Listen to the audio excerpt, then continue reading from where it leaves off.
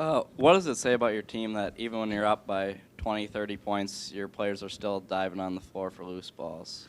Yeah, we preach our habits every single day, and those aren't relative to our opponent. Those aren't relative to a score in a game. It's just what we do, and we know that if we do that hard work every single day and you stack those days on top of each other, that becomes your identity and who you are. And we're still fighting for those habits, fighting for that identity. So it's great to see guys getting on the floor for loose balls and being active on the glass and doing effort-based things. But that's the standard and that's the expectation when you put on this jersey and you take the floor, and we're going to continue to uphold that standard. Is this the type of production, type of impact you hope to have when you picked up Oshun?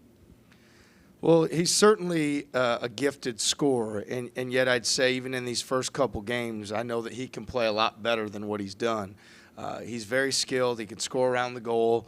He's got great touch. Obviously, stepped out, knocked down that three. I think some folks were a little bit surprised, but we've seen him do that. So we're going to continue to challenge him because he played well in stretches today.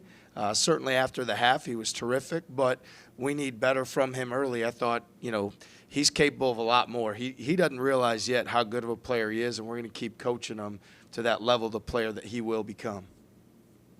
You mentioned being active on the glass, and you've kind of talked about the importance of offensive rebounding. I think it was 11 for 14 second chance points in the first half. How was that kind of exemplified today, and how did you kind of get going off that even when the jumpers weren't falling?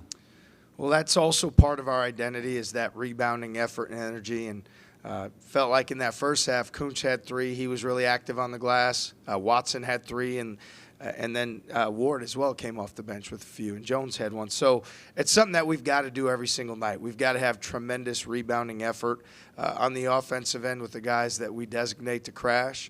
On the defensive end, it's blocking out, and then our guards rebounding down, which felt like certainly in the first half that was something we did really well tonight. I was pleased with. But, there's times in the second half it could have been better. We're going to continue to talk about that standard and demand it every time out. Jazz, excuse me, always efficient in his scoring, but now with him hunting his shot a little bit more, crashing the glass more, gets the double-double, and I don't know how many shots, but 17 points. How critical is that to your offense, given his skill set? Yeah, Jazz he's a terrific player. At times, I feel like with him, he doesn't realize how good he is, and he could continue to be more aggressive. What I've found is when you have that type of effort that he's had on the glass, that the rhythm of the game offensively comes to you, and he certainly was in rhythm there today. And so we'll continue to challenge him that way because I know that he can really impact our offense. He's a skilled player. He can move the basketball. He can score around the goal in the mid-range and from three. And I want to continue to push him to develop to be the best player he can be. And Taman, I think, got into double figures. First game, you only took one shot, but he had 5 assists, no turnovers. I mean, just his progression, the way he's able to get it and finish for his age, I mean, how special is that? Yeah, I'm proud of Taman. I mean, certainly comes from a great family and tremendous pride in our program, growing up wanting to be a Cyclone, and both his parents, working here. So for him, I think there's a lot more internal, like a pride, a passion to be a Cyclone. It means a lot to him. So when you watch him out there, he doesn't look like a freshman. He has some poise. He has moxie. He's a competitor. And we'll continue to challenge him, too. Defensively, he can be very disruptive on the basketball. And then, as you mentioned, his ability to take care of the ball and make plays for his teammates is huge. It's good to see him get a couple baskets, driving and making some plays offensively as well.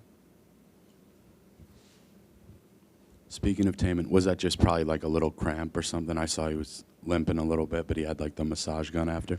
Yeah, I think he got bumped. I mean, for Taman, he's one of those guys that he works extremely hard, and because he plays so physical, from time to time there's a bump here or there. So he's being very intentional when he's on the bench all the time to make sure that he's got heat packs and the massage gun and all those things so he can stay ready. And we want to continue to see how many minutes we can play him because he's been very impactful for us in a positive manner to help us win games.